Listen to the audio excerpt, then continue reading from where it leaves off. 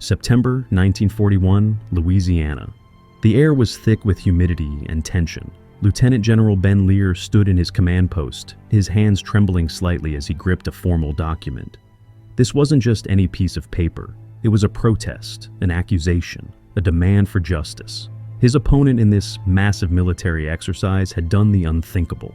George Patton had completely ignored the established boundaries, marched his entire armored division into Texas territory that wasn't even part of the designated war game area, purchased fuel from ordinary civilian gas stations like some traveling salesman, and was now positioned to deliver a crushing blow to Lear's entire command structure from a direction nobody anticipated. Lear wanted consequences.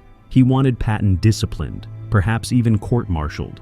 He wanted the entire exercise declared invalid. He wanted someone in Washington to acknowledge that rules existed for a reason and that Patton had trampled all over them. What Lear couldn't possibly know in that moment of righteous indignation was that hundreds of miles away in Washington, General George Catlett Marshall was observing this entire controversy with the keen interest of a jeweler examining a rare diamond. Marshall wasn't concerned about rulebooks or proper procedures. He was searching for something far more valuable and infinitely more rare. Leaders who understood that war wasn't a gentleman's game played on a marked field with referees and timeouts. Patton had just demonstrated that he grasped this fundamental truth. He had treated the Louisiana maneuvers not as an elaborate peacetime exercise, but as actual combat where victory was the only metric that mattered. Lear, by contrast, had approached the entire operation like a student taking an exam, carefully following instructions and expecting rewards for compliance. The decision Marshall was about to make would echo across battlefields from North Africa to Germany, determining not just who would lead American forces into the coming global catastrophe, but how those forces would fight. Step back 2 years to September 1st, 1939. While German panzer divisions rolled across Polish borders and Luftwaffe bombers darkened European skies, as Franklin Roosevelt made one of his most consequential decisions. He appointed George Catlett Marshall as Army Chief of Staff. The timing wasn't coincidental. Roosevelt knew what was coming, even if most Americans still clung to isolationist hopes. Marshall inherited what could charitably be called a military force, and more accurately described as a historical reenactment society. The United States Army ranked somewhere between 18th and 19th in global military power, behind countries that most Americans couldn't locate on a map. The entire force numbered fewer than 200,000 men, smaller than the police force of some European cities. Equipment belonged in museums rather than arsenals. Some training units conducted drills using wooden broomsticks painted black because actual rifles were so scarce that issuing them for basic training was considered wasteful. But the equipment shortage was merely a symptom of a deeper institutional disease. Most officers had built their entire understanding of warfare around the Western Front experience of 1917 and 1918. They envisioned future conflicts as static affairs, elaborate trench networks, massive preliminary bombardments, infantry waves advancing across cratered landscapes, while machine gunners mowed them down by the thousands. It was the only kind of war they knew, and human beings naturally assume that future challenges will resemble past experiences. Marshall knew better. He had spent World War I serving as a staff officer under General John Pershing, and he had watched Pershing face an agonizing task, systematically relieving division and corps commanders who simply couldn't function under the psychological and physical demands of industrial warfare. These weren't cowards or fools. They were professional soldiers with decorated careers, men who had earned respect and authority through decades of peacetime service. But when exposed to the unrelenting pressure of actual combat, the chaos, the casualties, the impossible decisions that had to be made in seconds, many simply broke. Their minds couldn't adapt quickly enough. Their peacetime assumptions became combat liabilities. Marshall had taken detailed mental notes during those painful months. He understood a truth that most military organizations refuse to acknowledge. Peacetime competence and wartime effectiveness are entirely different qualities. An officer could be brilliant at administration, loved by subordinates, masterful at parade ground drills, and completely useless in combat. And there was often no way to identify this fatal flaw until bullets started flying. Now, as Chief of Staff, Marshall faced an urgent problem. War was coming. Anyone with eyes could see that. German forces had demonstrated a new kind of warfare in Poland. Fast, violent, coordinated. Tanks and aircraft working together to shatter enemy formations before they could react. Blitzkrieg, they called it. Lightning war. If America entered this conflict unprepared, with leaders trained for the wrong kind of fight, the casualties would be catastrophic.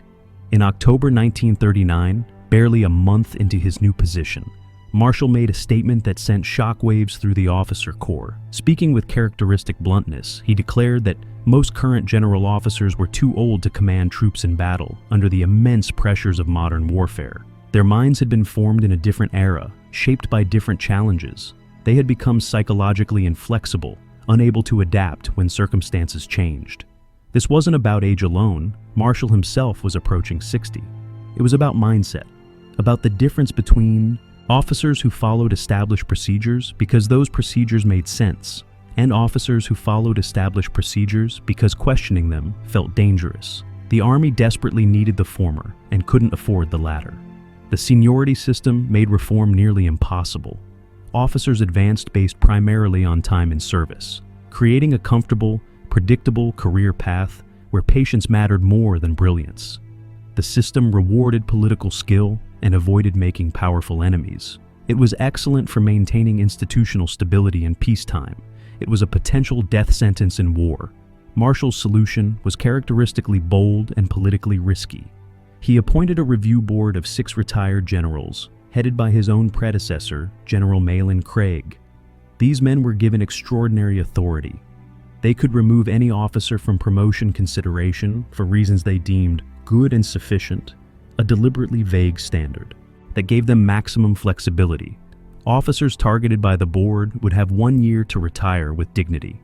After that, they would simply be forced out. The board worked quickly and ruthlessly. In the first 6 months alone, they removed 195 officers of various ranks from the promotion pipeline. Captains who showed no initiative, majors who couldn't make decisions under pressure, lieutenant colonels who were comfortable administrators but poor leaders, colonels who had spent decades mastering an obsolete art. Ultimately, 500 colonels, men who had dedicated their lives to military service, who had expected to end their careers with stars on their shoulders, were pushed into early retirement. The purge was painful but necessary. Marshall had cleared space for new leaders, but that created another problem. How would he identify who deserved promotion? The old system was gone, but he needed something to replace it. Paper evaluations and peacetime. Efficiency reports couldn't reveal how an officer would perform when everything went wrong simultaneously. He needed a crucible. He needed to create conditions that approximated actual warfare closely enough to expose fatal flaws before those flaws got soldiers killed. In early 1941, Congress appropriated $21 million for the most ambitious military exercise in American peacetime history. The amount was staggering for that era, roughly equivalent to spending $500 million today on what was essentially an elaborate training event. But Marshall had convinced legislators that the investment was crucial. Better to spend money on mistakes made in Louisiana than to pay with lives on foreign battlefields. Military engineers descended on central Louisiana and began constructing an entire temporary military infrastructure. Camp Claiborne, Camp Beauregard, and Camp Livingston emerged from forests and farmland. Vast tent cities with their own supply depots, hospitals, and command facilities. Army airfields were carved out near Lake Charles, DeRidder, Alexandria, Pineville, and Pollock, creating a network that would allow realistic air support operations. The exercise area was enormous, 3,400 square miles of forests, swamps, small towns, and agricultural land, bounded by the Sabine River on the western edge, the Calcasieu River to the east, and Shreveport anchoring the northern boundary. For scale, this was larger than the state of Delaware, bigger than Rhode Island. Moving hundreds of thousands of troops through this terrain would test every aspect of military logistics. By September 1941, the assembled force was genuinely impressive. 472,000 troops, 19 complete divisions with supporting units. To put that number in perspective, it represented roughly a quarter of the entire active-duty U.S. military at the time. This wasn't a token exercise or symbolic demonstration. This was the Army testing itself, at scale.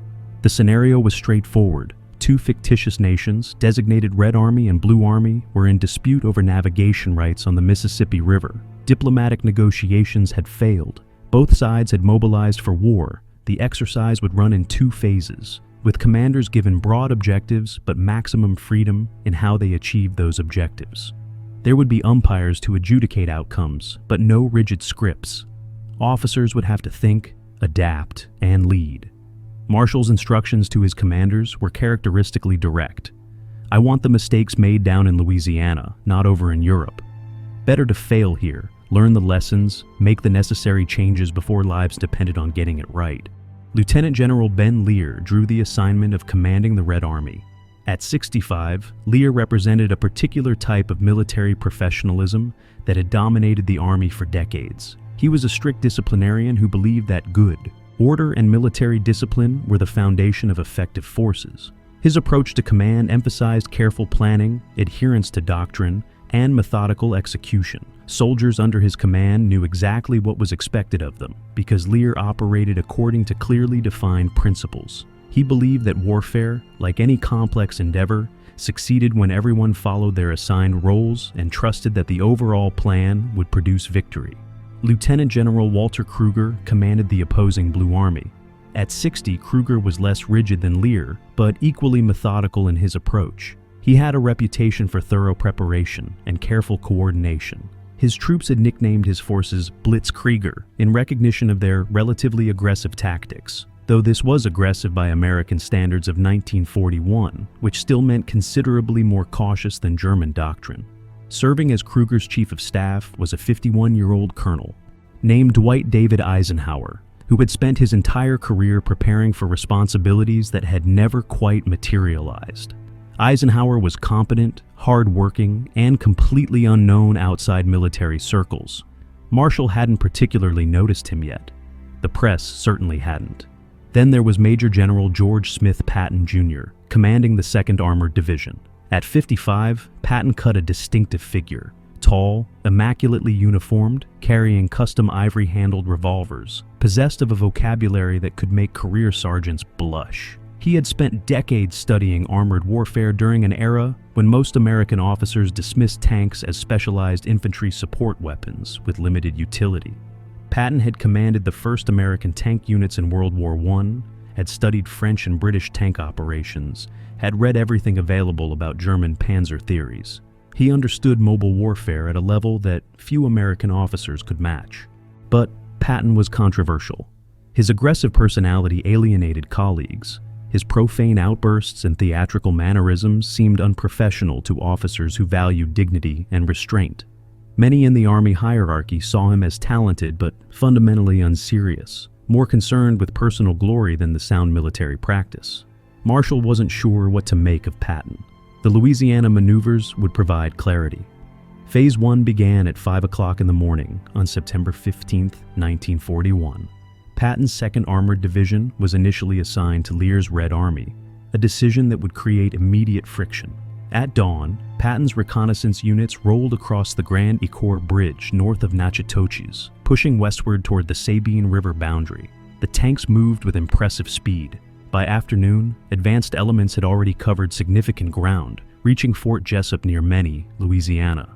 At Fort Jessup, Patton's tanks encountered cavalry.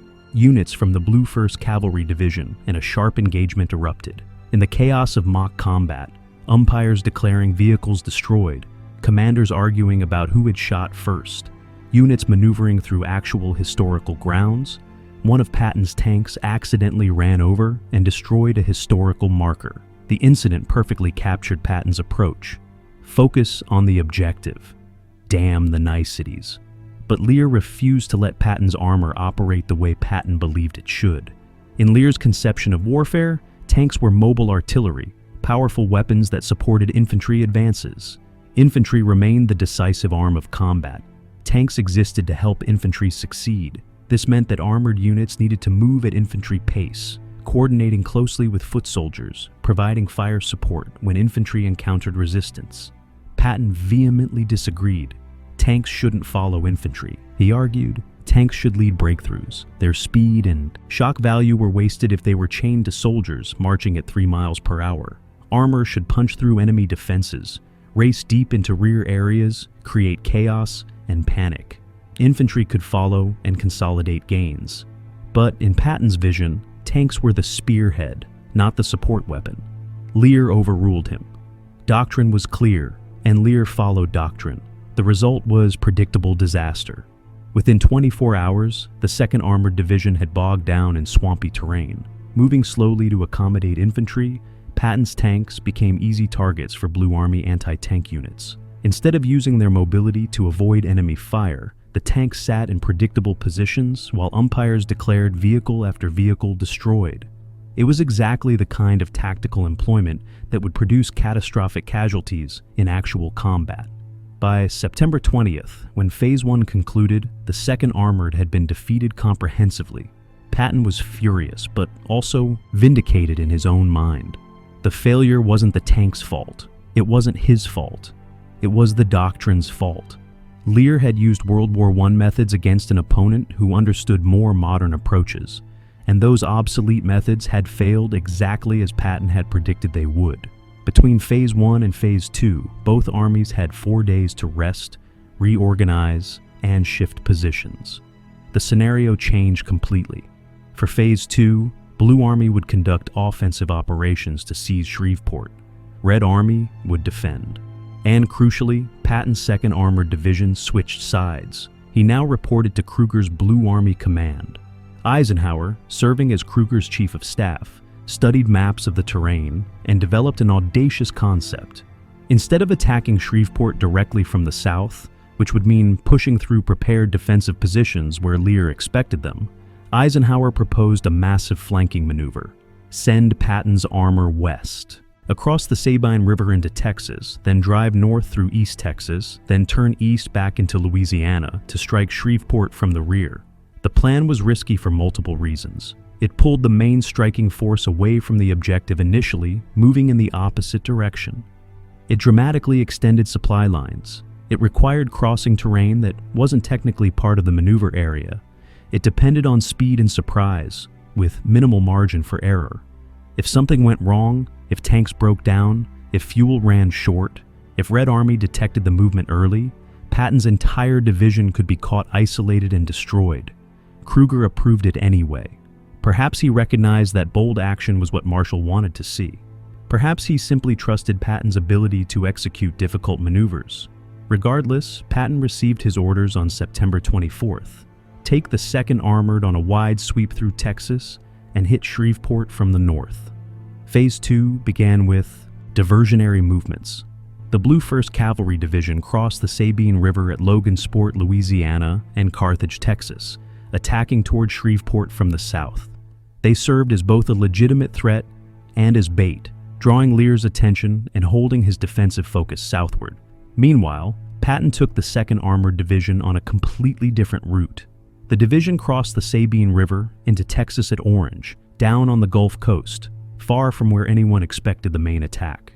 From Orange, Patton's column turned north and began one of the most impressive logistics demonstrations of the entire exercise. His force included over 15,000 men, 390 tanks, and thousands of support vehicles, trucks, fuel tankers, repair vehicles, mobile kitchens, communications equipment. Moving this much combat power nearly 400 miles in 3 days through unfamiliar terrain would challenge any military organization, even under ideal conditions. Conditions were far from ideal. Tropical storms had battered the region a week earlier. Roads had turned to mud. Rivers were swollen and treacherous. Bridges built for civilian traffic now had to handle 60-ton tanks. From Beaumont, Patton's division drove north through Woodville, then northeast through Nacogdoches. The column moved day and night without stopping. Patton drove up and down the line of march in his personal vehicle, screaming encouragement and profanity in roughly equal measure, demanding that his subordinates keep the division moving. His maintenance crews performed what seemed like miracles. When tanks broke down, and with machines that complex, breakdowns were inevitable. Repair teams swarmed them immediately. Most mechanical problems were fixed in under 30 minutes. Tanks that would have been abandoned as deadlined in normal operations were back in the column almost immediately. Patton had made it clear that in actual combat, there would be no second chances, no leisurely repair schedules. Fix it now or lose it forever. But the biggest challenge wasn't mechanical, it was fuel. Tanks consumed gasoline at staggering rates, especially when moving continuously for days. Standard Army logistics in 1941 relied on bulk fuel in 10-gallon drums and jerry cans. Refueling a single armored division required thousands of containers, specialized fuel trucks, time-consuming transfers from truck to tank. The simulated supply line simply couldn't keep pace with a division moving 24 hours a day through unpredicted territory. Patton's solution was characteristically creative and completely against regulations. He sent officers ahead with cash to every service station along his route through East Texas. Their instructions were simple: buy every gallon of gasoline available. The 2nd Armored Division purchased civilian fuel from ordinary gas stations in Woodville, Nacogdoches, Henderson, and dozens of tiny towns whose residents had never seen a military tank outside of newsreels. Tank commanders pulled their vehicles up to rural pumps, where farmers had been buying fuel for their tractors moments before. Startled attendants watched in disbelief as armored fighting vehicles lined up like family sedans. Officers collected receipts carefully. The Army would reimburse the stations later, though the paperwork would be a nightmare. The practice violated approximately a dozen procurement regulations. It bypassed the official supply chain entirely. It created accounting headaches that would take months to resolve. It worked perfectly. Patton's division never slowed for lack of fuel. Meanwhile, Lear's intelligence officers were desperately trying to figure out what Blue Army was doing. They tracked the 1st Cavalry Division attacking from the south. That made sense. That fit doctrine. But reports kept coming in of tanks in East Texas, and nobody knew what to make of them. Some intelligence analysts assumed they were reconnaissance units or diversionary feints. Nobody believed that an entire armored division would leave the maneuver area entirely. Lear's defensive preparations focused southward toward Leesville, where he logically expected Kruger's main attack. His engineers demolished roads and bridges, under umpire supervision, trying to create obstacles that would slow any northern advance.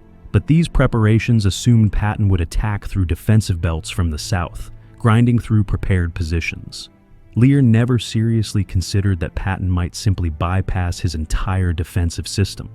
By September 27th, Red Army had essentially lost track of the 2nd Armored Division for 48 hours. Patton's column was dashing northward through East Texas, according to scouting reports. But those reports seemed too fantastical to credit. An entire division operating that far outside the maneuver boundaries? Impossible.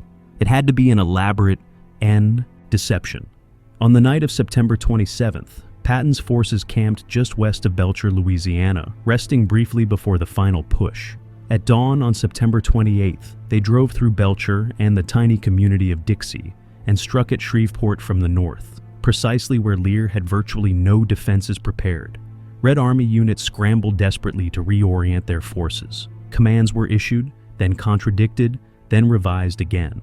Commanders at various levels didn't know which threat was the real one. Was the cavalry attack from the south the main effort, with Patton merely a distraction? Or was Patton the real attack, with the cavalry serving as bait?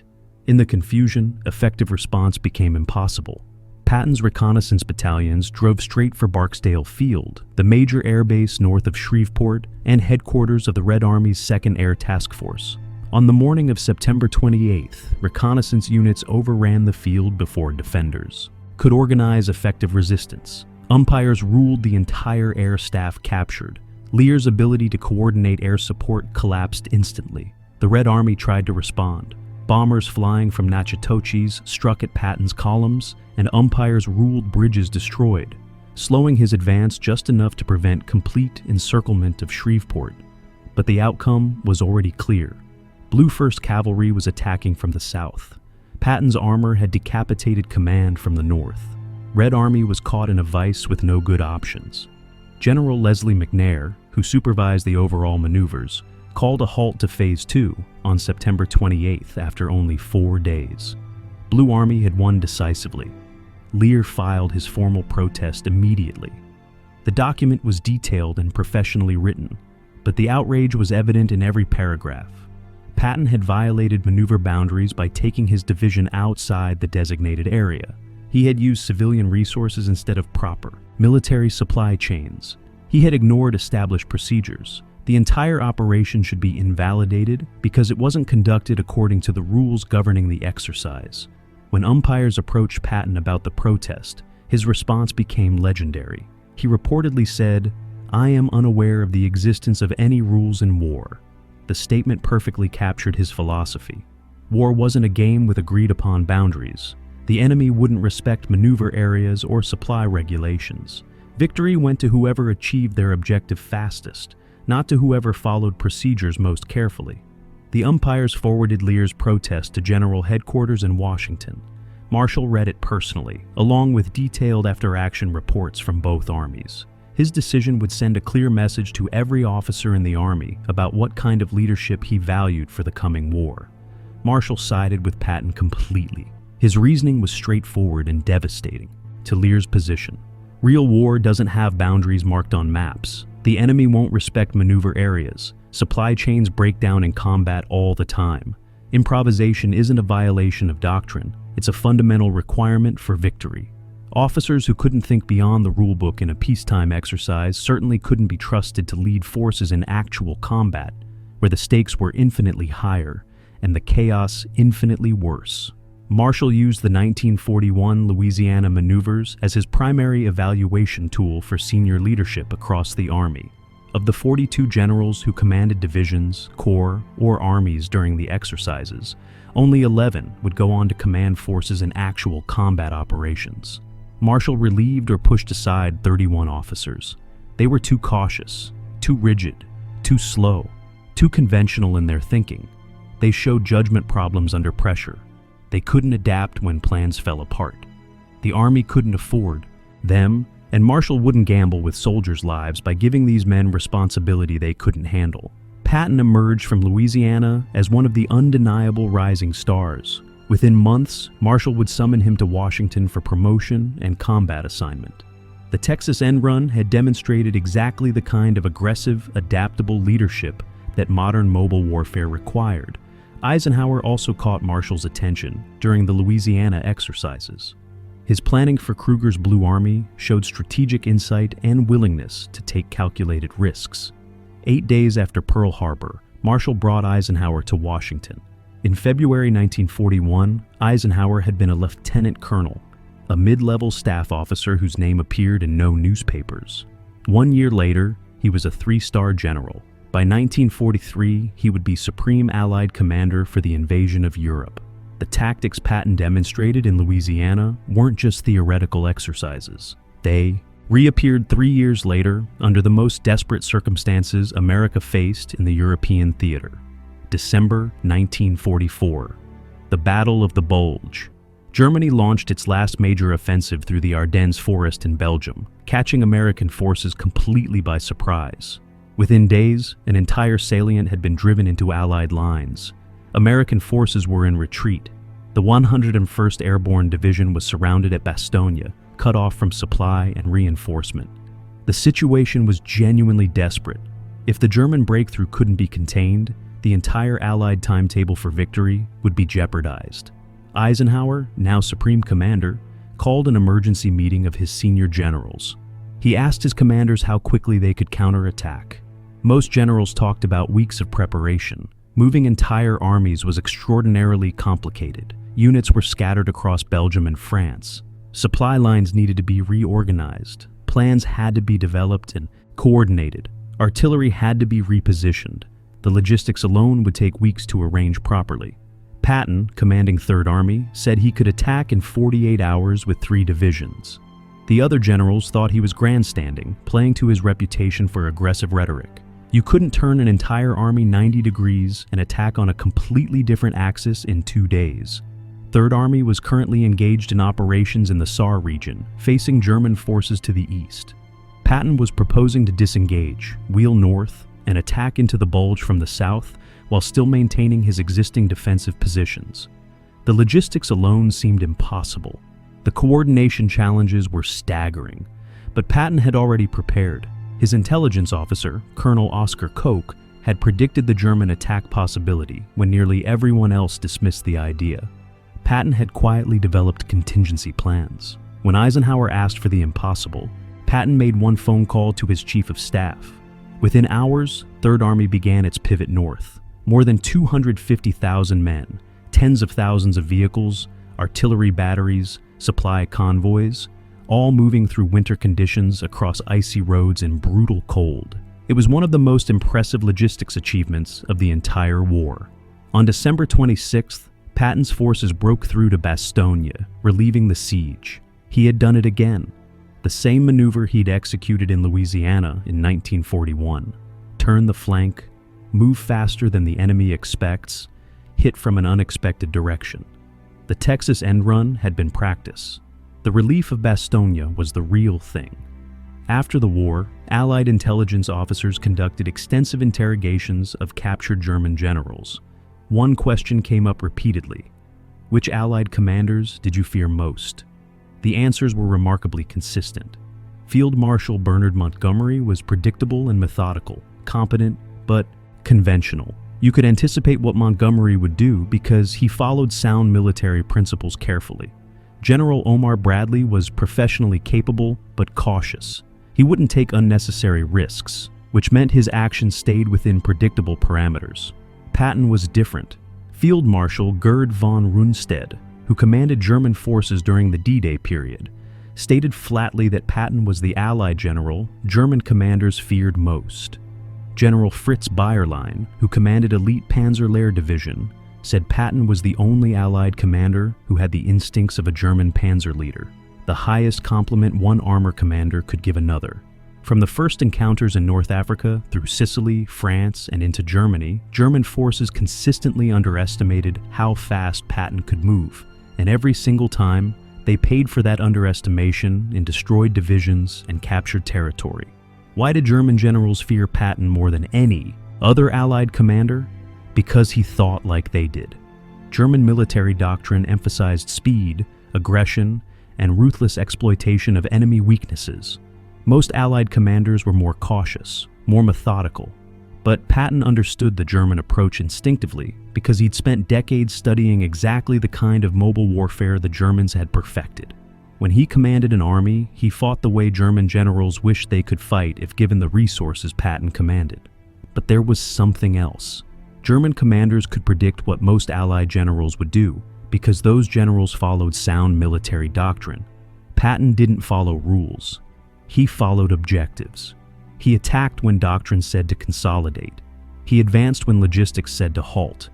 He took risks that his superiors considered reckless and his enemies considered terrifying. The Germans never knew what Patton would do next. They only knew it would be fast, it would be violent, and it would cost them dearly. September 1941, 3 months before Pearl Harbor. The Louisiana maneuvers ended. 472,000 soldiers went back to their regular bases. Equipment was inventoried and returned to storage. After-action reports were filed. Lessons learned were documented. The exercises officially concluded. But the real result wasn't measured in tank miles or maneuver scores or umpire decisions. Marshall had found his answer.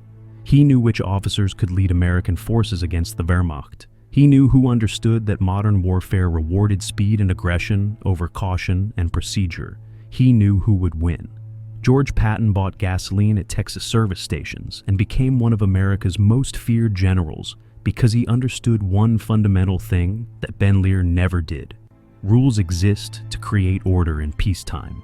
War is chaos. The officer who wins isn't the one who follows the rules most carefully. It's the one who achieves the objective fastest while the enemy is still trying to figure out what's happening. Marshall made his choice in September 1941.